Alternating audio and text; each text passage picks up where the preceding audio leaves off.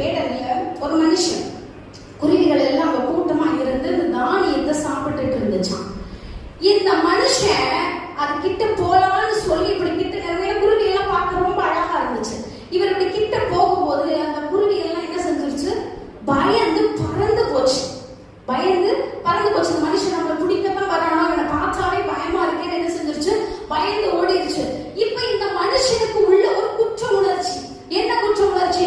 ஐயோ, ஒரு அழகா என்ன செஞ்சிருக்கோம், அந்த தானியத்தை எல்லாம் சாப்பிட்டுருக்குமே, இது நம்ம கிட்ட போனதுனாலதானே பறந்துருச்சு. அதுக்கு நம்ம பார்த்தோன்னே என்ன இருக்கு?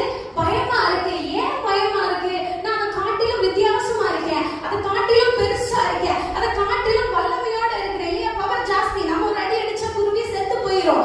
அதை காட்டிலும் பவர் ஜாஸ்தி. இதையெல்லாம் பார்த்து என்னை பார்த்தது என்ன செஞ்சது? பயந்து போயிடுச்சு. அப்ப இந்த குருவியோட கூட நான் இருக்கணும் அப்படின்னா நான் என்ன செய்யணும் அப்படின்னு சொல்லி அவர் யோசிச்சாராம். ஒருவேளை அந்த குருவி கூட பழகணும் அப்படின்னு அவர் முடிவு எடுத்திருந்தாருன்னு வைங்களேன், அந்த பழகின ஒரு சில குருவி கூட தான் என்ன செய்ய முடியும்?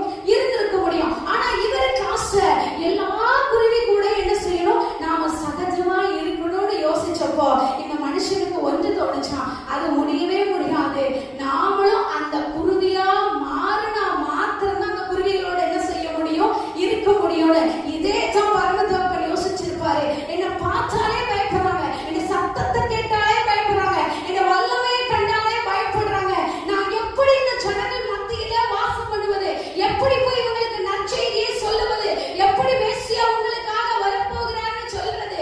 எப்படி பாவம், நீதி, அநியாயம் இதை பற்றி எல்லாம் இவர்களுக்கு கற்றுக் கொடுப்பது? எப்படி இந்த ஜனங்களை நான் குணமாக்குவது? எப்படி இந்த ஜனங்களுக்கு அற்புதம் செய்வதுன்னு யோசிச்சுட்டு நானும் இந்த மனிதர்கள் ஒரு மனிதனா மாத்திரமா மாறினா மாத்திரம்தான் என்ன செய்வோம்? இந்த ஜனங்கள் நம்ம ஏற்றுக்கொள்வாங்கன்னு அவரே என்னவா மாறிட்டாராம். மனிதனாய் அவதரித்து இந்த பூமியில வந்து நம்ம எல்லாரோட கூட ஒருவராய் இருந்து நமக்கு அற்புதத்தை செய்து அடையாளத்தை காண்பித்து நமக்கு எல்லா நன்மையான காரியங்களையும் கொடுத்து நம்மை ஆசீர்வதித்து பலப்படுத்தி நற்செய்தியையும் அறிவித்து நம்மை பரலோகத்துக்கு ஆயத்தப்படும்படியாக அழைத்திருக்கிறார். அல்லேலூயா. கர்த்தரை நாம மகிமைப்படுவதாக இருக்கிற இடங்களை நாம் முழங்கால் படித்துக் கொள்ளலாம். கண்களை மூடி praise the Lord. Thank you Jesus. இயேசு பிறந்தார்.